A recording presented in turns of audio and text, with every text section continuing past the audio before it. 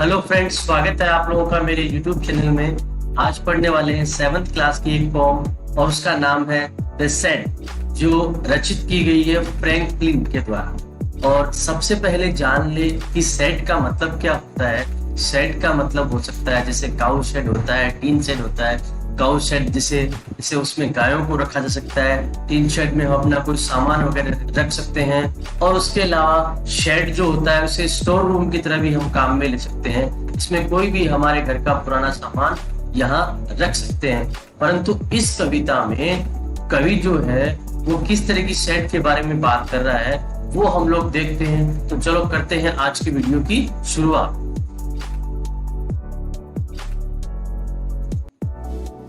सबसे पहले पोएम को देखते हैं। There is a shed at the bottom of our garden with a spider's web hanging across the door.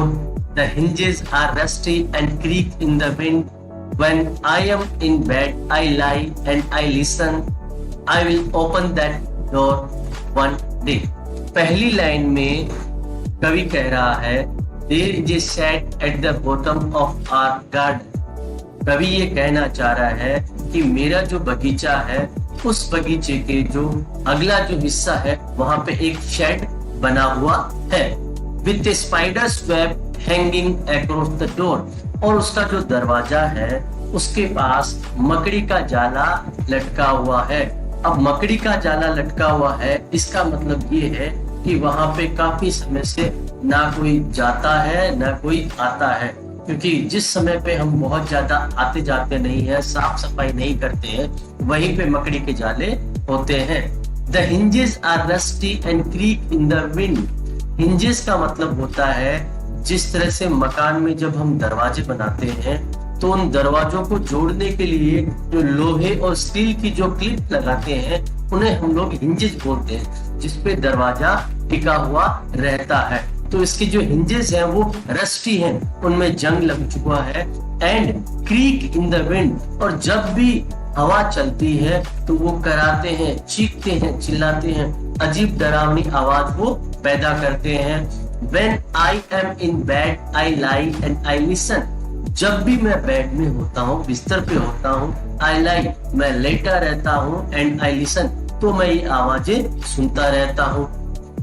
I will open that door one day, और मैं एक दिन अवश्य ही इस दरवाजे को खोलूंगा और देखूंगा कि अंदर क्या है। There is a dusty old window around at the side with 3 cracked panes of glass. I often think there is someone staring at me. Each time that I pass, I will peek through that window one day. कवि यहाँ कहना चाह रहा है कि इस shade की जिसकी मैं बात कर रहा हूँ वहां पे क्या है, डस्टी ओल्ड विंडो, डस्ट से भरी हुई, धूल से भरी हुई एक पुरानी खिड़की है जो एक तरफ लगी हुई है।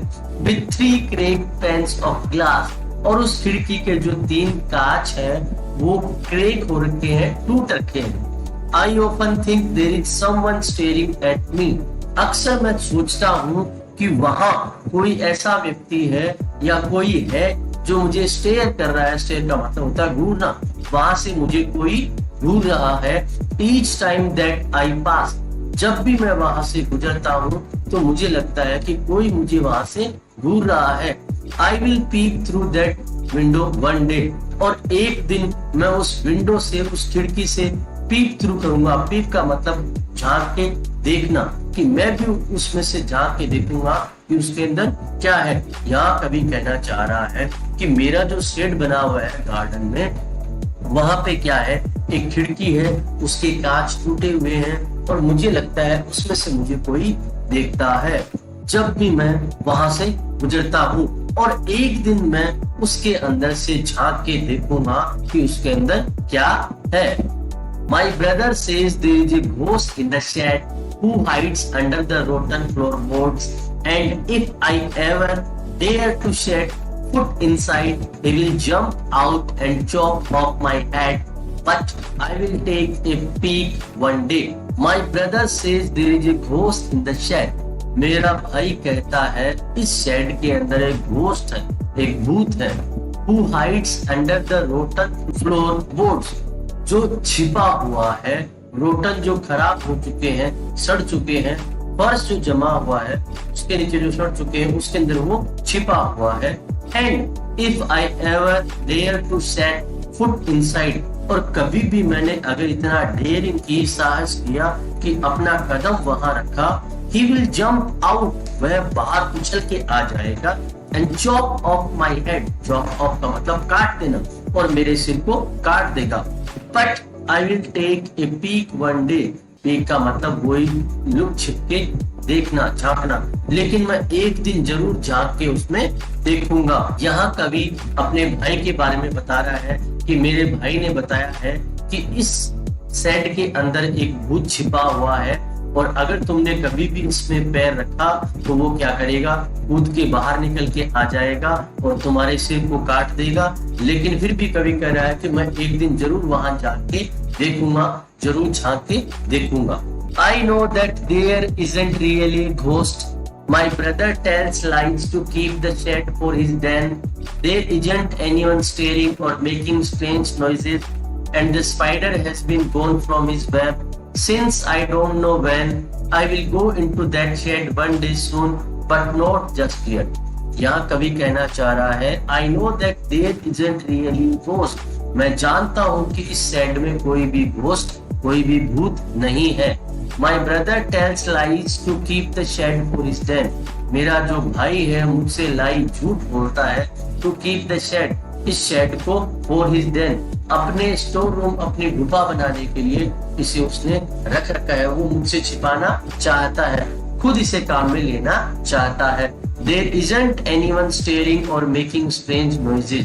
यहाँ कोई भी नहीं है जो स्टेयर यानी घूर रहा है या स्ट्रेंज नॉइजेस, अजीब अजीब आवाजें कर रहा है। And the spider has been gone from his web, और जो स्पाइडर है, जो मकड़ी है, वो भी अपने जाले से जा चुकी है। Since I don't know when, और पता नहीं कब का ये सब हो चुका है। I will go into that shade one day soon, और जल्द ही मैं एक बार उस शेड के अंदर जाके देखूंगा, बट नॉट जस्ट येट, लेकिन अभी जाके नहीं देखूंगा। इसका मतलब कवि कह रहा है कि मैं जानता हूँ उसमें कोई भूत नहीं है, कुछ नहीं है, मेरा भाई मुझसे झूठ बोलता है, वो इस शेड को खुद काम में लेता है, और मैं जानता हूँ मुझे वहां कोई नहीं घूर रहा, कोई अजीब आवाजें वहां से नहीं आती है, मकड़ी भी वहां से जा चुकी है, और कब से मैं इसे देख रहा हूँ, वहां पे कुछ भी नहीं है। एक दिन मैं जाऊंगा अवश्य ही वहां पे, लेकिन मैं अभी नहीं जाऊंगा। इस कविता में कवि हमें कहना चाह रहा है कि मेरे घर के अंदर जो बगीचा है, वहां पे जो शेड बना हुआ है वो बहुत डरावना है, और उसके खिड़की के कांच भी टूटे हुए हैं। मुझे लगता है कि मुझे वहां से कोई देख रहा है, परंतु मैं नहीं जानता कि ये सच है या नहीं है। मेरे भाई ने भी मुझे इस बारे में डरा रखा है कि वहां मत जाना, वरना खुद आके तुम्हारा सर काट देगा। मैं जानता हूं कि मेरा भाई मुझसे झूठ बोल रहा है, और वो इस शेड को अपने काम के लिए ले रहा है। मैं एक दिन वहां जरूर जाके देखूंगा, लेकिन साथ ही साथ कवि को डर भी लग रहा है कि अगर मैं वहां गया तो कुछ हो सकता है। इसलिए कवि अंत में कहता है कि मैं अभी नहीं जाऊंगा, पता नहीं मैं कब जाऊंगा, परंतु मैं जाऊंगा अवश्य।